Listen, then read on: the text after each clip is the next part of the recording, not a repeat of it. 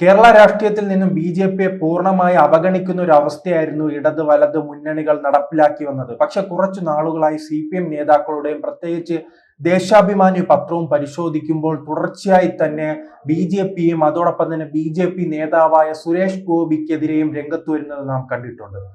നമുക്കറിയാം, കേരള ചരിത്രത്തിൽ ആദ്യമായി താമര ചിഹ്നത്തിൽ ലോക്സഭയിലേക്ക് ജയിച്ചു കയറിയ സുരേഷ് ഗോപിയെ ലക്ഷ്യമിട്ട് അദ്ദേഹത്തിന്റെ വിജയിക്കുമെന്നൊരു സൂചന നൽകിയപ്പോൾ തന്നെ ഇടതുപക്ഷം അദ്ദേഹത്തെ വേട്ടയാടി തുടങ്ങി.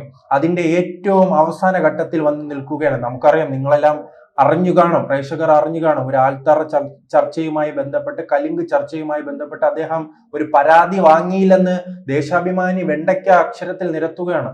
അവരുടെ മുഖ്യമന്ത്രിയെല്ലാം രണ്ട് കൈ നീട്ടിയല്ലേ പരാതി വാങ്ങുന്നത്. ഒരു സാധാരണക്കാരന് മുഖ്യമന്ത്രിയെ കാണാൻ കഴിയുമോ? മുഖ്യമന്ത്രിയെ കാണാൻ കഴിയണമെങ്കിലോ ലോക്കൽ കമ്മിറ്റി, ബ്രാഞ്ച് കമ്മിറ്റി, അതോടൊപ്പം തന്നെ ഏരിയ കമ്മിറ്റി, ജില്ലാ കമ്മിറ്റി, സംസ്ഥാന കമ്മിറ്റി, എത്ര നേതാക്കളുടെ കാല് പിടിച്ചാലായിരിക്കും ഒരു ലെറ്റർ കിട്ടുക. ലെറ്റർ പേഡുമായി മാത്രമായിരിക്കും ഈ കമ്മ്യൂണിസ്റ്റ് നേതാക്കളെ നമുക്ക് കാണാൻ കഴിയുക. അങ്ങനെയുള്ള സാഹചര്യത്തിൽ ഈ സുരേഷ് ഗോപി എന്ന കേന്ദ്രമന്ത്രി ജനങ്ങൾക്കിടയിൽ ഇറങ്ങി വന്ന് നിവേദനങ്ങൾ വാങ്ങുന്നു, അവരുടെ പ്രശ്നങ്ങൾ പരിഹരിക്കുന്നു. ചിലപ്പോൾ ഒരു നേതാവിന് എല്ലാ വിഷയങ്ങളും പരിഹരിക്കാൻ കഴിയില്ല. മറിച്ച് ഈ കോൺഗ്രസിന്റെ CPM നേതാക്കളോ എല്ലാം ഞാൻ പരിഹരിച്ചു തരാം, ഞാൻ എല്ലാം ശരിയാക്കി തരാം, പിന്നീട് ഫോൺ വിളിക്കുമ്പോൾ എടുക്കാറില്ല. അതോടൊപ്പം തന്നെ അവരെ കാണുമ്പോൾ എല്ലാം ഞാൻ ഏറ്റിട്ടുണ്ട്. പക്ഷെ നമുക്ക് കഴിയില്ലെങ്കിൽ നാം തുറന്നു പറയണം. അത് തന്നെയാണ് സുരേഷ് ഗോപി ഏറ്റാൽ അത് നടക്കും, ഏറ്റില്ലെങ്കിൽ നടക്കില്ല. അത് തുറന്നു പറയാൻ ശീലിക്കണം നേതാക്കൾ. അങ്ങനെ രാഷ്ട്രീയമായി തന്നെ കേരളം മാറുക. അല്ലാതെ പണ്ടത്തെ പരിപ്പുവടയും ചായയും ബീഡിയുടെയും കാലം കഴിഞ്ഞു. ഡിജിറ്റൽ ലോകമാണ്. യുവതലമുറ വിദേശ രാജ്യങ്ങളെ പൂർണ്ണമായി തന്നെ പിന്തുടരുകയാണ്. വിദേശങ്ങളിലെ രാഷ്ട്രീയം അവർ മനസ്സിലാക്കുന്നുണ്ട്. അങ്ങനെ ഒരു നിമിഷം അമേരിക്കയിൽ സംഭവിക്കുന്നതും അതോടൊപ്പം തന്നെ വിവിധ രാജ്യങ്ങളിൽ സംഭവിക്കുന്നതും നമുക്ക് കൃത്യമായി തന്നെ ഇവിടെ ഇരുന്ന് മനസ്സിലാക്കാൻ കഴിയുന്നുണ്ട്. അങ്ങനെ പുതിയൊരു രാഷ്ട്രീയത്തിലേക്ക് കടക്കുന്നത് CPM തിരിച്ചറിയുന്നില്ല. ബി.ജെ.പി മാറുകയാണ്. ബി.ജെ.പി മാറുമ്പോൾ അതിനെ എതിർത്താണ് ഇപ്പോൾ CPM കോൺഗ്രസ് രംഗത്ത് വരുന്നത്. എന്തായാലും നാം വരുന്ന നിയമസഭാ തെരഞ്ഞെടുപ്പ് കൃത്യമായി തന്നെ ഒരു ത്രികോണ മത്സരത്തിലേക്ക് പോകാനുള്ള സാധ്യതയാണ് കാണുന്നത്. അത് CPM നിലവിൽ തിരിച്ചറിഞ്ഞിട്ടുണ്ട്. അതുകൊണ്ടാണ് ഈ ഞാൻ സൂചിപ്പിച്ചതുപോലെ തന്നെ ഒരു കാലത്ത് പൂർണ്ണമായി തന്നെ അയിത്തമുണ്ടായിരുന്ന പാർട്ടി, അവഗണിച്ചിരുന്ന ഒരു പാർട്ടി, പരിഗണിക്കാത്ത പാർട്ടി, ആ പാർട്ടിയായിരുന്നു ബി.ജെ.പി. ഇന്ന് അവരെ വിമർശിക്കുകയാണ്, നിരന്തരം വിമർശിക്കുകയാണ്. സുരേഷ് ഗോപി ഇരുന്നാൽ കുറ്റം, കിടന്നാൽ കുറ്റം, നടന്നാൽ കുറ്റം, ഓട്ടോ കയറിയാൽ കുറ്റം, കാറിൽ കയറിയ കുറ്റം, വിമാനത്തിൽ കയറിയ കുറ്റം, ചിരിച്ചാൽ കുറ്റം, ഇരുന്നാൽ കുറ്റം, സിനിമയിൽ അഭിനയിച്ചാൽ കുറ്റം, പരാതി വാങ്ങിയില്ലെങ്കിൽ കുറ്റം, പരാതി കൊടുത്താൽ കുറ്റം, പ്രതികരിച്ചാൽ കുറ്റം, മാധ്യമങ്ങളോട് മിണ്ടിയാൽ കുറ്റം, മിണ്ടിയില്ലെങ്കിൽ കുറ്റം, അദ്ദേഹത്തിന് ഇല്ലാത്ത കുറ്റമൊന്നുമില്ല. ഇതാരാണ് ഉയർത്തിവിടുന്നത്? അത് ഇടതുപക്ഷവും കോൺഗ്രസ്സുകാരുമാണ്. അങ്ങനെയാണെങ്കിൽ നിങ്ങൾ മാതൃക കാണിക്കൂ. നിങ്ങളുടെ നേതാക്കളെ പിണറായി വിജയനോട്, മാധ്യമങ്ങളോട് മികച്ച രീതിയിൽ പ്രതികരിക്കാൻ പറയൂ. അദ്ദേഹം കേൾക്കുമോ? ജനങ്ങൾക്കിടയിൽ നിന്നും പരാതി സ്വീകരിക്കാൻ പറയൂ. അദ്ദേഹം കേൾക്കുമോ? ജനങ്ങളോടൊപ്പം നടക്കാൻ പറയൂ. അദ്ദേഹം കേൾക്കുമോ? അത്തരത്തിലാണ്, ആ രീതിയെല്ലാം ജനങ്ങൾ തിരിച്ചറിയുന്നുണ്ട്.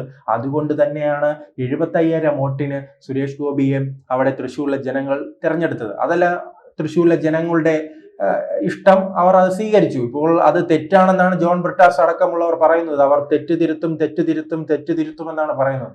അങ്ങനെയാണെങ്കിൽ അടുത്ത ലോക്സഭാ തെരഞ്ഞെടുപ്പിൽ ജോൺ ബ്രിട്ടാസിന് തന്നെ അവിടെ വന്ന് നേരിട്ട് മത്സരിക്കാമല്ലോ. നമുക്കറിയാം ആര് വിജയിക്കുമെന്ന്. അദ്ദേഹത്തിന് കെട്ടിവെച്ച കാശി ലഭിക്കുമോ എന്നറിയില്ല. ഈ പല മാധ്യമങ്ങളും ഉൾപ്പെടെ പറഞ്ഞതാണ്, സുനിൽകുമാർ തൃശ്ശൂരിന്റെ ശക്തൻ തമ്പുരാൻ റൗണ്ടിലെത്തിയാൽ അവിടത്തെ ഒരു കാറ്റിന് പോലും അറിയാം. എന്തെല്ലാം പ്രമോഷൻ ആയിരുന്നു. വെട്ടിയിട്ട വാഴ പോലെ അവസാനം വീണില്ല അദ്ദേഹം. അത് തന്നെയാണ് കേരള രാഷ്ട്രീയത്തിൽ ഉണ്ടായ മാറ്റവും. ഇപ്പോൾ ത്രികോണ മത്സരമാണ്. ഒരു പാർട്ടിയെ, പണ്ട് ഇടത് വലത് മുന്നണികൾ മാത്രം, UDFനെ ഇഷ്ടപ്പെട്ടില്ലെങ്കിൽ, അവരെ കൊണ്ട് സാധിച്ചില്ലെങ്കിൽ ജനങ്ങൾ UDFനെ വലിച്ചെറിഞ്ഞ് LDFനെ തെരഞ്ഞെടുക്കും. LDFൽ അഴിമതി ഉണ്ടെങ്കിൽ, അതോടൊപ്പം തന്നെ പ്രശ്നങ്ങൾ ഉണ്ടെങ്കിൽ, വികസന പ്രവർത്തനങ്ങളോ കുറവുണ്ടെങ്കിൽ അവർ UDFനെ വിളിക്കും. ഇപ്പോൾ അവിടെ നിന്നും മാറി പുതിയൊരു രാഷ്ട്രീയം ഉണ്ടാവുകയാണ്. ആ രാഷ്ട്രീയത്തെ പൂർണ്ണമായി ഇല്ലാതാക്കാനാണ്. അങ്ങനെ രാഷ്ട്രീയമായി നിങ്ങൾക്ക് അവരെ എതിർക്കൂ. അല്ലാതെ ഈ സുരേഷ് ഗോപിയെ പോലുള്ള വ്യക്തിത്വങ്ങളെ ഇങ്ങനെ വ്യക്തിപരമായി വേട്ടയാടുന്ന ഒരു രീതിയിലേക്ക് പോകുന്നതാണ് കേരള രാഷ്ട്രീയം ഇപ്പോൾ നിലവിൽ കാണുന്ന ഏറ്റവും വലിയ പ്രതിസന്ധി. കാരണം ഇന്നത്തെ ദേശാഭിമാനി പത്രം പരിശോധിച്ചാൽ നമുക്കറിയാം, ആൽത്തറ ചർച്ചയുമായി ബന്ധപ്പെട്ട് അതിൽ എന്താണ് ഇരിക്കുന്നത്? അദ്ദേഹത്തിന് കഴിയില്ലെങ്കിൽ കഴിയില്ലെന്ന് പറഞ്ഞു. അല്ലാതെ എല്ലാ കാലത്തും സുരേഷ് ഗോപിയുടെ പുറകെ നടക്കണമെന്നുണ്ടോ? അദ്ദേഹത്തിന് മറ്റു വഴി തേടാമല്ലോ. നാം ഒരു വ്യക്തിയെടുത്തു അല്ലെ ഒരു ബാങ്കിൽ പോകുന്നു, ബാങ്കിൽ പോയി വായ്പ ചോദിക്കുന്നു, ലോൺ ചോദിക്കുന്നു. അവർക്ക് തരാൻ സാധിക്കില്ലെങ്കിൽ, അത് കഴിയില്ലെന്ന് തുറന്നു പറഞ്ഞാൽ നമുക്ക് മറ്റു വഴി തേടാമല്ലോ. ഇപ്പൊ വില്ലേജ് ഓഫീസിൽ പോകുന്നു, വില്ലേജ് ഓഫീസിലാണ് ഏറ്റവും സാധാരണക്കാർക്ക് ഏറ്റവും അധികം മനസ്സിലാകുന്നത്. വില്ലേജ് ഓഫീസിൽ പോയി അവിടെ ഒരു പ്രശ്നമുണ്ട്, ഒരു പ്രശ്നം പരിഹരിക്കണമെന്ന് നാം അവരോട് ആവശ്യപ്പെടുന്നു. അവർ പറയും നാളെ വരൂ, മറ്റന്നാൾ വരൂ, പുതിയ ആധാർ കൊണ്ടുവരൂ, ID കാർഡ് കൊണ്ടുവരൂ, ഫോട്ടോ കൊണ്ടുവരൂ, ഫോട്ടോ സ്റ്റാറ്റ് കൊണ്ടുവരൂ. അങ്ങനെ എന്തിനാണ് ബുദ്ധിമുട്ടിക്കുന്നത്? നടക്കുമെന്നോ നടക്കില്ലെന്നോ പറയാമല്ലോ, അങ്ങനെ ഒരു തീരുമാനത്തിലേക്ക് എത്താമല്ലോ. പിന്നീട് നാം കാണുന്നതാണ് ഈ ക്രൈസ്തവ വിഭാഗവുമായി ബന്ധപ്പെട്ട് വലിയ സ്നേഹമാണ് ഇപ്പോൾ ഇടത് വലത് മുന്നണികൾക്ക്. ക്രൈസ്തവ വിഭാഗത്തെ അങ്ങനെ രക്ഷിക്കാനായി രണ്ടും കൽപ്പിച്ചിറങ്ങിയിരിക്കുകയാണ്. കാരണം എന്തെങ്കിലും ഇപ്പോൾ BJP ക്രൈസ്തവരോട് അടുക്കുമ്പോൾ ഉടനെ പറയും, നിങ്ങൾ മണിപ്പൂര് കണ്ടില്ലേ, ഛത്തീസ്ഗഡ് കണ്ടില്ലേ, ഒറീസ കണ്ടില്ലേ, രാജസ്ഥാൻ കണ്ടില്ലേ. എല്ലാം ഈ ക്രൈസ്തവർ കണ്ടത് കൊണ്ടാണല്ലോ അവർ BJPയോട് അടുക്കുന്നത്. അവർ ഛത്തീസ്ഗഡും കണ്ടിട്ടുണ്ട്, കേരളവും കണ്ടിട്ടുണ്ട്, ഈരാറ്റുപേട്ടയും കണ്ടിട്ടുണ്ട്, പാലയും കണ്ടിട്ടുണ്ട്. അത് തിരിച്ചറിഞ്ഞത് കൊണ്ടാണ് അവർക്ക് കൃത്യമായ നിലപാടെടുക്കാൻ കഴിയുന്നത്. എന്തായാലും BJP അത് മുതലാക്കാൻ തന്നെയാണ് തീരുമാനിച്ചിരിക്കുന്നത്. അവർ BJPയോട് അടുക്കാനായി, ക്രൈസ്തവരോട് അടുക്കാനായി BJP വലിയ ശ്രമങ്ങൾ നടത്തി വരുന്നു. അതിന്റെ ഭാഗമായാണ് കോട്ടയത്ത് നടന്ന ക്രൈസ്തവ ഔട്ട്റീച്ച് എന്ന ഒരു പരിപാടി. അതിൽ അവർ പല തീരുമാനങ്ങളും എടുത്തിട്ടുണ്ട്. അതിന്റെ അടിസ്ഥാനത്തിൽ വരും ദിവസങ്ങളിൽ ക്രൈസ്തവ സമിതികൾ രൂപീകരിക്കാനും തീരുമാനിച്ചിട്ടുണ്ട്. അത്തരം ക്രൈസ്തവ സമിതികൾ രൂപീകരിക്കുന്നതോടുകൂടി തന്നെ കോട്ടയം അടക്കമുള്ള ഇടുക്കി, വയനാട് പ്രദേശങ്ങളിലെല്ലാം ക്രൈസ്തവ മേഖലയിലേക്ക് കടന്നു കയറാൻ കഴിയും. ക്രൈസ്തവ മേഖലയിലേക്ക് കടന്നു കയറിയാൽ മാത്രമേ BJPക്ക് കേരളത്തിൽ വേരുറപ്പിക്കാൻ കഴിയുകയുള്ളൂ. വേരുറപ്പിക്കാൻ കഴിഞ്ഞിട്ടുണ്ട്, പക്ഷെ അത് വലിയ വിജയത്തിലേക്ക് എത്തണമെങ്കിൽ, ഭരണത്തിലേക്ക് എത്തുന്ന വിജയത്തിലേക്ക് എത്തണമെങ്കിൽ ആ ക്രൈസ്തവ ന്യൂനപക്ഷത്തിന്റെ പിന്തുണ വേണം. അതിനുവേണ്ടിയുള്ള തയ്യാറെടുപ്പ് തന്നെയാണ് ഇപ്പോൾ BJP നടപ്പിലാക്കിക്കൊണ്ടിരിക്കുന്നത്. അതിനവർ പ്രധാനമായി ചില മുഖങ്ങൾ മുന്നോട്ട് വയ്ക്കുന്നു. അതിലൊരു മുഖമാണ് സുരേഷ് ഗോപി. അത് CPM-ന് കൃത്യമായി അറിയാം. അതുകൊണ്ട് തന്നെയാണ് സുരേഷ് ഗോപി എതിർക്കുന്നത്. നമുക്ക് കന്യാസ്ത്രീ വിഷയവുമായി ബന്ധപ്പെട്ട് പരിശോധിച്ചാൽ മനസ്സിലാകും. അവർ CPM-ന്റെ നേതാക്കൾ സുരേഷ് ഗോപിയോട്, CPM-ന്റെ നേതാക്കൾ മാത്രമല്ല, ഇടതുപക്ഷ ചിന്താഗതിക്കാരായ ചില ബിഷപ്പുമാരുമുണ്ടല്ലോ, അവർ ചോദിക്കുകയാണ് സുരേഷ് ഗോപി എവിടെയാണ്, സുരേഷ് ഗോപി എവിടെയാണ്? നിങ്ങൾ പറയുന്നത് പോലെ മണിപ്പൂർ വിഷയം പറയുമല്ലോ, കേരളത്തിൽ നിന്ന് പറയും മണിപ്പൂർ വിഷയം. ആ സമയത്ത് സുരേഷ് ഗോപി മണിപ്പൂരിലായിരുന്നു. അപ്പോൾ മണിപ്പൂരിൽ പോകുമ്പോൾ പറയും തൃശ്ശൂരിലില്ലെന്ന്.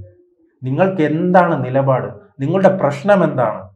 നിങ്ങളുടെ പ്രശ്നം നമുക്ക് മനസ്സിലാകും. ജനങ്ങളെ പറ്റിച്ച് നിരന്തരം വികസനമില്ല. നമ്മോടൊപ്പം കുറച്ചു നാൾ മുൻപ് നോക്കും, തമിഴ്നാട്ടിൽ നിന്നുള്ളവർ നിങ്ങളുടെ നാട്ടിൽ നിരന്തരം ജോലി ചെയ്യാൻ എത്തുമായിരുന്നു ഒരു കാലത്ത്. കാരണം തമിഴ്നാട്ടിൽ തൊഴിൽ പ്രശ്നമുണ്ട്, അവിടെ മികച്ച ശമ്പളമില്ല. ഇന്ന് എത്ര തമിഴരുണ്ട് നമ്മുടെ നാട്ടിൽ? അവിടെ ഓരോ ദിവസവും തമിഴ്നാട് വികസിക്കുകയാണ്, വ്യവസായപരമായി അവർ വളരുകയാണ്. നിങ്ങൾ അവിടുത്തെ വിദ്യാഭ്യാസം നോക്കൂ, കുട്ടികളുടെ ചെസ് പോലുള്ള മത്സരങ്ങളിൽ അവർ ലോകം കീഴടക്കുകയാണ്, കായിക മേഖലയിൽ ലോകം കീഴടക്കുകയാണ്. നാം 10-20 വർഷം മുൻപ് നിൽക്കുന്ന ആ വളർച്ചയാണ്. നമുക്ക് വളർച്ച ഉണ്ടായിട്ടുണ്ട്. നാം കായിക മേഖലയിൽ ഒന്നാമതായിരുന്നു, അതോടൊപ്പം തന്നെ വിദ്യാഭ്യാസ മേഖലയിൽ ഒന്നാമതായിരുന്നു, സാമൂഹ്യ മേഖലയിൽ ഒന്നാമതായിരുന്നു, ആരോഗ്യ മേഖലയിൽ ഒന്നാമതായിരുന്നു. ഇപ്പോൾ നമ്മുടെ അവസ്ഥയോ? നാം ഇപ്പോഴും 80-ലും 90-കളിലും നിൽക്കുകയാണ്. 80-ലും 90-കളിൽ നിന്ന് തമിഴ്നാട് ഉൾപ്പെടെയുള്ള സംസ്ഥാനങ്ങൾ വലിയ രീതിയിൽ വളർന്നിട്ടുണ്ട്. അതിൽ ഏറ്റവും വലിയ ഉദാഹരണം നമുക്ക് കായിക മേഖല തന്നെ ചൂണ്ടിക്കാട്ടാമല്ലോ. കായിക മേഖലയിൽ ഒരു കാലത്ത് കേരളമായിരുന്നു പരാജയപ്പെടുത്താൻ കഴിയാത്ത ശക്തി. ഇന്ന് ആ സ്ഥലത്തേക്ക് ഹരിയാനയും പഞ്ചാബും തമിഴ്നാടെല്ലാം കടന്നു വന്നിട്ടുണ്ട്. അതാണ് നാം വളരണം, മാറ്റം കൊണ്ടുവരണം. അതിന് BJP തയ്യാറാണെങ്കിൽ അവരെ സ്വീകരിക്കണം. അല്ലാതെ അനാവശ്യമായ വിവാദങ്ങൾ ഉണ്ടാക്കാനാണ് ഇപ്പോൾ CPM ഉൾപ്പെടെയുള്ള പാർട്ടികൾ ശ്രമം നടത്തുന്നത്. ആ CPM-ന് വോട്ട് ചെയ്യാം, കോൺഗ്രസിന് വോട്ട് ചെയ്യാം, പക്ഷെ അവർക്ക് കൃത്യമായ കാഴ്ചപ്പാട് ഉണ്ടാക്കണം. അവർ വികസന പദ്ധതിയുമായി വരട്ടെ. അല്ല സുരേഷ് ഗോപി, ഞാൻ തുടക്കം സൂചിപ്പിച്ചതുപോലെ അല്ല, സുരേഷ് ഗോപി അങ്ങോട്ട് തിരിയാൻ പാടില്ല, ഇങ്ങോട്ട് തിരിയാൻ പാടില്ല. അതല്ല തെരഞ്ഞെടുപ്പ് രാഷ്ട്രീയം. നിങ്ങളുടെ വികസന അജണ്ട എന്താണ്?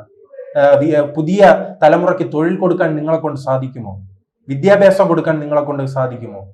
സാമ്പത്തികമായ ഒരു ഉന്നതിയിൽ എത്തിക്കാൻ നിങ്ങളെ കൊണ്ട് സാധിക്കുമോ? എന്നാൽ CPM-ന് വോട്ട് ചെയ്യും. അതിന് കഴിയുമെങ്കിൽ കോൺഗ്രസിന് വോട്ട് ചെയ്യും. അതിന് കഴിയുമെങ്കിൽ BJP വോട്ട് ചെയ്യും. അല്ലാതെ സുരേഷ് ഗോപിയല്ല ഇവിടുത്തെ പ്രശ്നം, ക്രിസ്ത്യാനികളല്ല ഇവിടുത്തെ പ്രശ്നം, അല്ലാതെ ക്രൈസ്തവ പാർട്ടികളും ബിഷപ്പുമാരുമല്ല ഇവിടുത്തെ വിഷയം. സംസ്ഥാനത്തിന്റെ വികസനമാണ് ഇവിടുത്തെ പ്രശ്നം.